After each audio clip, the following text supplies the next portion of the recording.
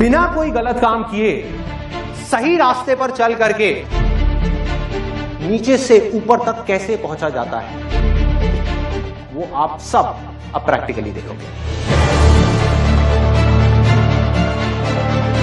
दो तरह के लोग हैं इस दुनिया में। एक वो जो सपने बहुत देखते हैं बड़े बड़े कि मुझे ये चाहिए, मुझे वो चाहिए, मैं ये करूंगा, मैं वो करूंगा। जब करने की बारी आती है ना, वो पाना सब कुछ चाहते हैं लेकिन अपना खोना कुछ भी नहीं चाहते। दूसरी तरह के लोग हैं जो वो करने के लिए, जो वो करना चाहते हैं, अपनी जान लगाने को तैयार है। अगर आप इस दूसरी कैटेगरी में हो तो रेवोल्यूशन इंडिया आपके लिए है।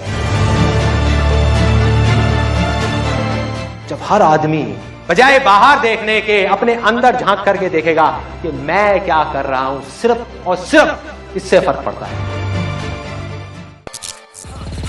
सीधा शॉट, जो भी हूँ सामने हूँ, सबसे अलग हूँ मैं, मेरे काम में हूँ, मेहनत का खाता हूँ, सबको बताता हूँ मैं बेटा समय पे कभी नहीं आता हूँ। समय पे आने वाले चले जाते, जिनको कुछ आता नहीं हमको समझाते। जिंदगी पिक्चर है, फूल और कांटे, खिलाता कोई नहीं है, सब अपने नसीब का खाते हैं।